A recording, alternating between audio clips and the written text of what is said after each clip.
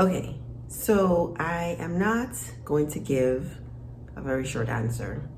I think this is a very complicated topic, and I'm going to need you to stick with me. It's not because there's something wrong with Black women.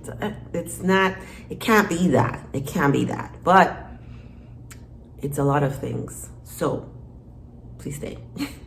Welcome to Spirit Soul Sense, information for your soul. I am Shareece. I do a lot of critical thinking, and I'm doing like a critical thinking series. I really want to share with you different ways of thinking about things and the world and how you interact with the world.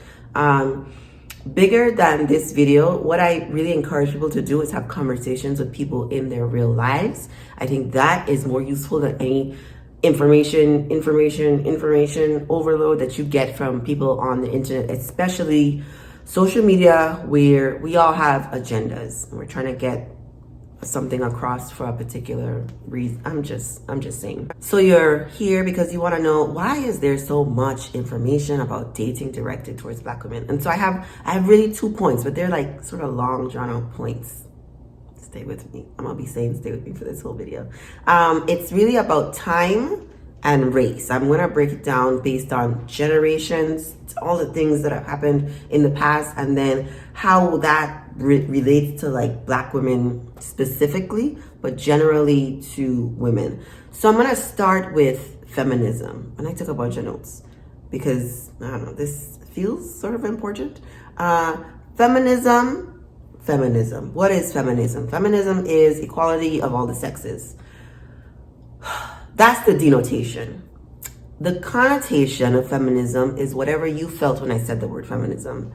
And that's the reason why I don't call myself a feminist. I know that feminists right now would laugh at me saying that because I believe all the things that feminists believe, but maybe not all the things, but I don't really like labels, and I find it very difficult when labels have so many different connotations that we're not talking about the same thing, that it's not helpful to use that label anymore.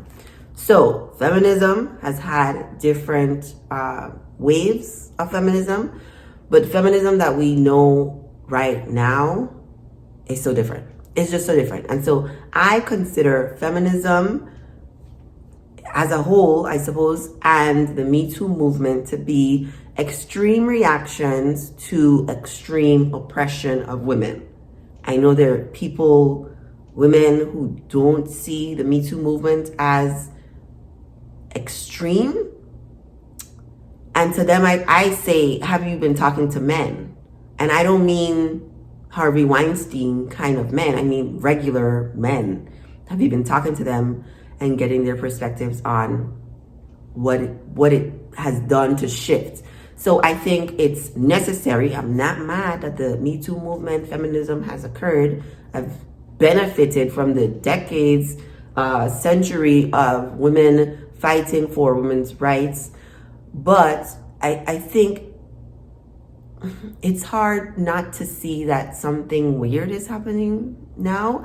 And so there's the women's rights movement, decades, and right now we're seeing like a men's right movement. And so I think about Jordan Peterson and the hierarchy of power of men, women, and that there's just a percentage of men who are never going to procreate, who are never going to marry, and it's always been that way. It's just always been that way because we are human and we're biological, and so there's always been a sort of dominance hierarchy. That's what Jordan Peterson says, and I like him because he likes research, and I like research, I like facts. Dominance hierarchy is part of why there is a men's rights movement, because there's a group of men who felt like they should have these certain things, but they don't.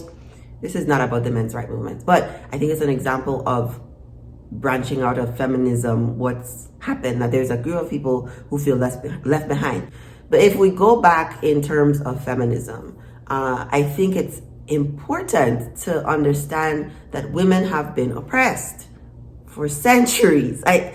Have been oppressed. It's really not a thing that you see now in the Western world, but you can look at some of the developing or undeveloped nations to see what is it like for women there. Are they able to live their full human experience? Because mostly it's kind of no. If you go to a place like India where there's so much rape that occurs in public and on the street, and rape is really a power tool. It's such a bad way of putting it. But rape is really not about sex. It's really about, I want to exude power on you. And so you have women being oppressed for so many years. And then you have the Me Too movement, okay? So in the 1920s, I think was like the first wave of feminism, women got to vote because white women got to vote.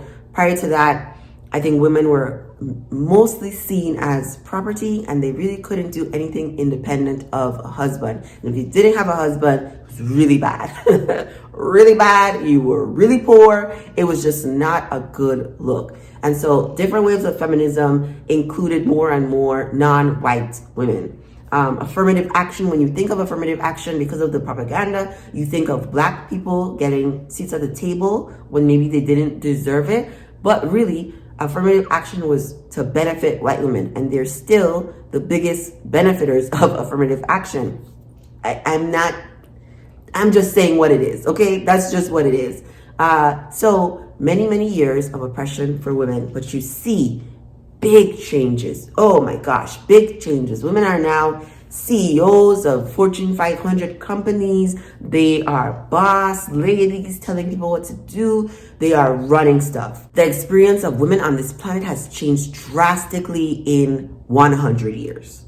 Drastically. The things women are able to do and say now in America is just so different. So different than what women in the 1920s and before were saying.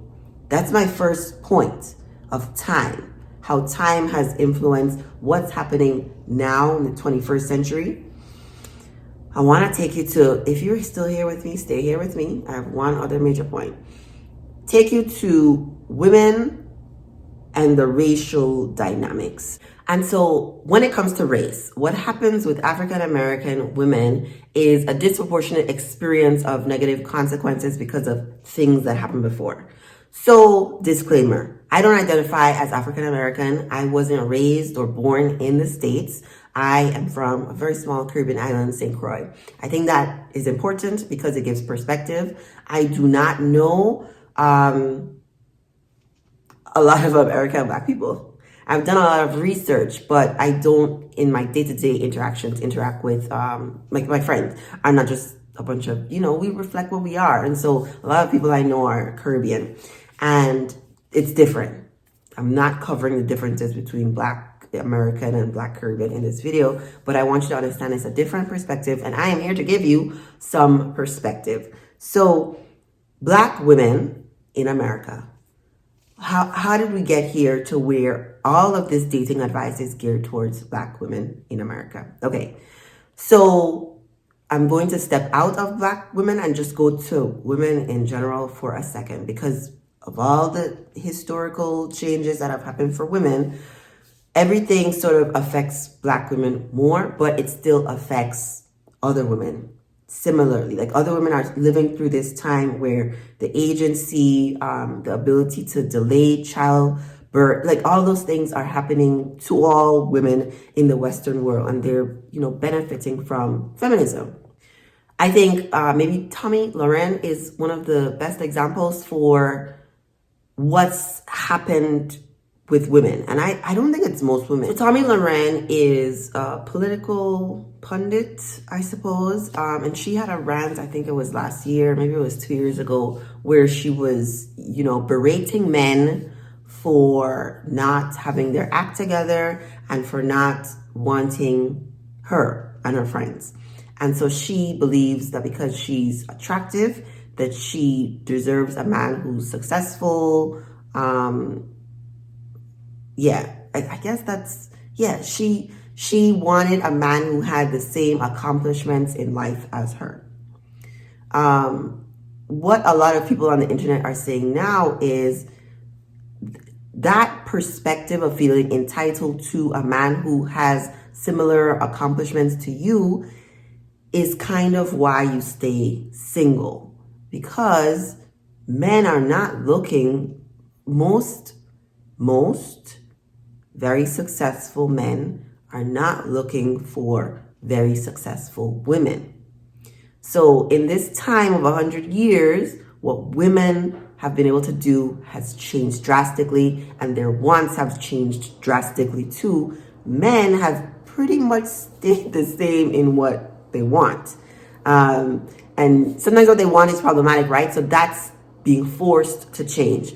But very successful men typically want a very soft, feminine woman who is there to help him succeed in life.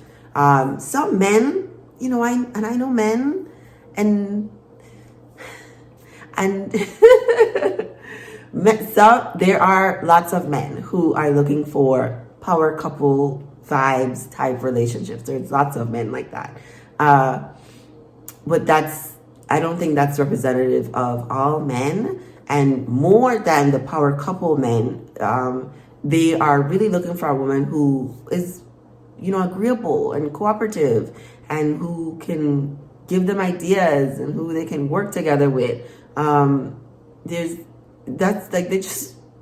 Somebody who looks good, who's fun to sleep with. Like, men are men, and I love men. So what men have wanted hasn't really changed. What women want have. And so Tomi Lahren's rant about all the things wrong with men and them not being mature and all of that stuff is indicative of the time that we live in for women. How does this pertain to Black women specifically? Well, because of everything is slavery. In America, because of all the money that was behind slavery and the Jim Crow laws and the time of segregation, the things that are affecting Black Americans right now are direct results of that. Which is why I think it's important to still talk about structural racism, because it still affects people right now, even though there's really not laws saying you can't do this and you can't do that. There have been practices that still impact Black families, which is why they don't have much wealth. So I didn't grow up in America, right? I made that point before. But it also means that, because I believe that there is programming, there's just so much programming for all Americans, right? The powers that be, the people who have lots of money, want specific outcomes when it comes to what kind of mentality their employees have, all that stuff. But again, everything disproportionately affects the people at the bottom, which are more likely poor people, and poor people proportionally, if you break it down by race, there's so many points. If you break it down by race, Black people make up a very large percentage of the poor people, like by race. And so Black women have been significantly affected by the things that have happened in history. And so I have three major points of things that happened. The crack epidemic is one of those things. No contest divorce is another one of those things. And Bill Clinton's war on poverty is another one of these big points that really shape the way Americans live, and of course, very much the way Black Americans live. Because we know crack was sort of pushed into these Black communities, and Black men were targeted and and then it was like the war on crack, and then all these men, either they were junkies or they were going to prison. They couldn't keep a job. They couldn't get a job. There were all these things affecting the Black men in the community. And so what is the natural response to so many Black men? Black women too were on drugs and all that stuff. But who is more likely to take care of the children? The Black women. So if you are having this deluge of your men being targeted by drugs, by the police, what are you going to do? You're going to buckle up.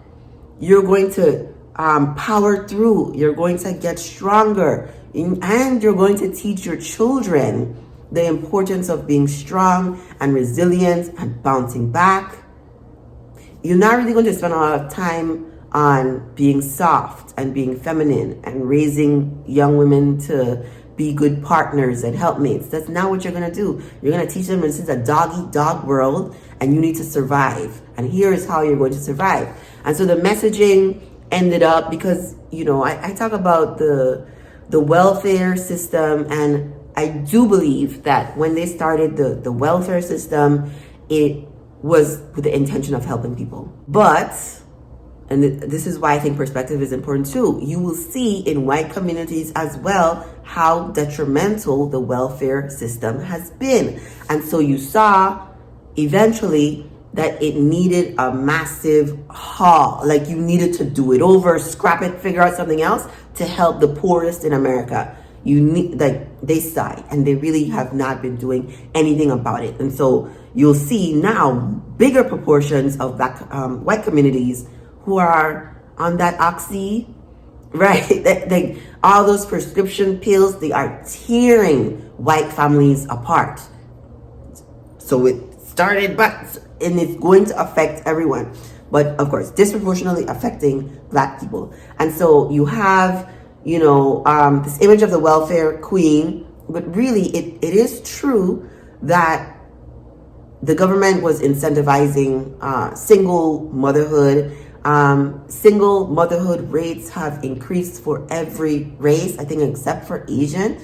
It's increased. And for black people, of course, it's increased so much so. And in poor communities, one of the last beacons of hope, I think, is a newborn baby. So they're more likely to have babies, more likely to have the cycle of poverty continue. And then the messaging of, parents, these single mothers, is very much get your education. Don't worry if you have a child. You need to be strong and independent because you never know. Government is, after your men, all that stuff.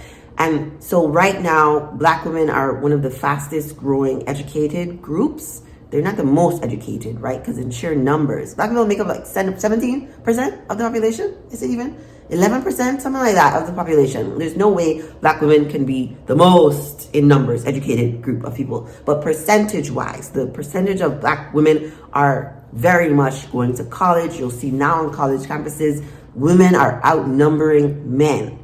That is the trend that I'm talking about, the differences in women's perspectives over the years. And so black women have been taught this independence thing, and now are also wanting to have it all. And there's no such thing as having it all. If we look at Oprah, if we look at Beyonce, Oprah never got married, didn't want to get married, but made a very definite choice not to have children because she knew there's no way you can be a good mother and a good you cannot do both at the same time, and something is going to give. Same thing with Beyonce. Do you want the life of Beyonce? It comes at a cost. It comes with a cheating husband. It comes with miscarriages. It comes with not going to college. If getting a college education was your dream, you can't be Beyonce. Because there's another path. There's no such thing as having it all. And so now you'll see when she's touring, she's not with her children. When she's with her children, she's not, you cannot have it all. You can have a lot of everything. You can have but you cannot have it all. And so I think it's important for women, black women in particular, to realize that there's really no such thing as having all. Yes, you can have a career and a good marriage and children, but you can't do them all 100% at the same time. And so I think, right, because one of the things that I think some women don't like is what men want. Don't like it. No. Women, I am convinced women do know what men want, but want them to change their minds about what it is that they want. And I feel like that is part of why black women in particular, because of the disproportionate rate and all of the programming, the messaging, all of the history of structural racism that led to this moment, have, I guess, one of the worst rates of marriage. Like, I say, don't get mad. Like, facts over feelings, okay? And you can be mad at the fact that there is all of this dating advice geared toward Black women, or you can ask why, so you can understand how Black women can get married if they want to. Lots of women don't want to get married. I think that's fine. Like, do you, boo. But lots of Black women do want to get married. And there's sort of a formula to follow to get married that you haven't been following, which is why you're not married. And I don't think it's helpful to shame. I don't think adding shame, I don't know if that's what I want to say. I'm a single mother. I really don't consider myself to be whatever, because connotations and single mother connotation doesn't really fit. I'm not doing it all myself. I'm not struggling. I'm not poor. Like, all these things don't really fit into the image of this single mother. I think my son is like one of the best things to ever happen to me, but it was an unplanned pregnancy, and I wasn't screaming to the rooftops that I got pregnant. This wasn't a badge of honor for me. This wasn't a chip on my shoulder. Ooh, I have a baby. No, it was love you, but shucks, but I can do it.